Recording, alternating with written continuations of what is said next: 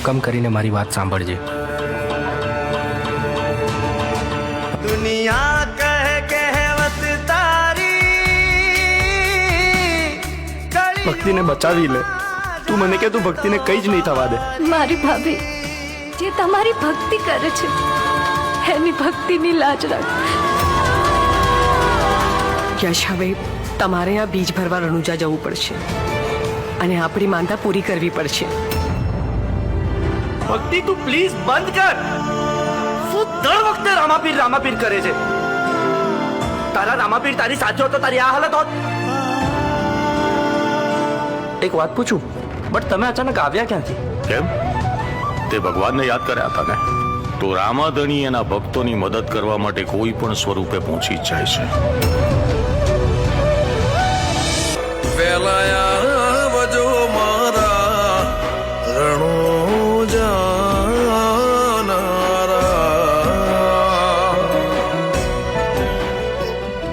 પણ ખાલી ભક્તિથી ભોજન નથી મળતું, ના કે જ્ઞાનથી ઘર ચાલે છે. ભોજન ફક્ત શરીર માટે હોય છે દીકરા, જ્યારે ભક્તિ આત્મા માટે હોય છે. જોને તૂટશે યાદો.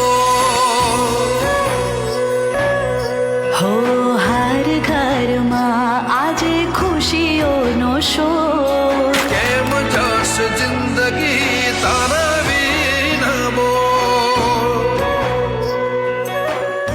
પણ હું તને વચન આપું છું, જો આ દુનિયામાં નહીં રહું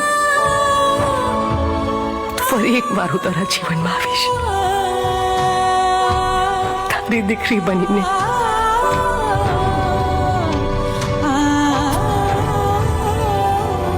માણસના જીવનમાં દુઃખ આવે તો એ દુઃખ પહાડ જેવું લાગે છે. તો એ સમયે માણસને ભક્તિ જ્ઞાન રૂપી તત્વ સમજાઈ જાય અને દુઃખ પ્રેરણા બની જાય છે.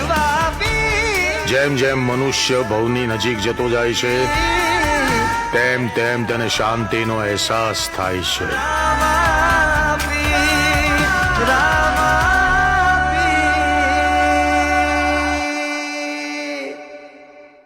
કાના તારી દ્વારિકા દિલમાં વસી ગઈ. હું તો મારા વાલીડા તમારી બની ગઈ. એ મન મક્કમ કરીને મારી વાત સાંભળજે. દુનિયા કહે કહેવત તારી ભક્તિને બચાવી લે.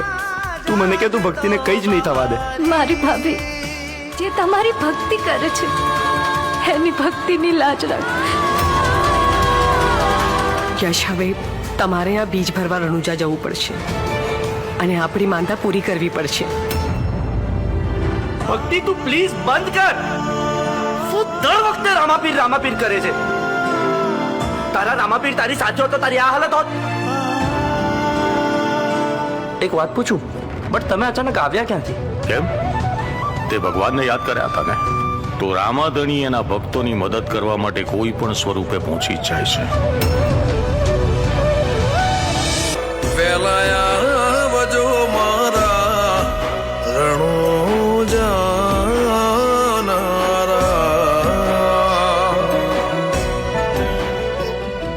પણ ખાલી ભક્તિથી ભોજન નથી મળતું, ના કે જ્ઞાનથી ઘર ચાલે છે. ભોજન ફક્ત શરીર માટે હોય છે દીકરા,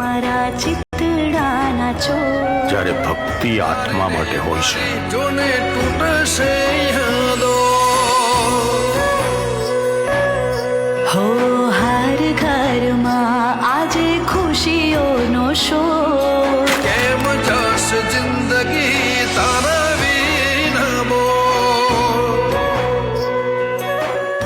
પણ હું તને વચન આપું છું, જો આ દુનિયામાં નહીં રહું તો ફરી એક વાર હું તારા જીવનમાં આવીશ, તારી દીકરી બનીને.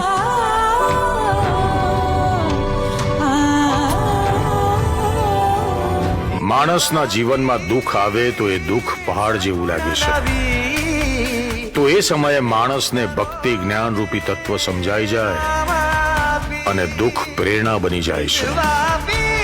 જેમ જેમ મનુષ્ય ભવની નજીક જતો જાય છે તેમ તેમ તને શાંતિનો અહેસાસ થાય છે.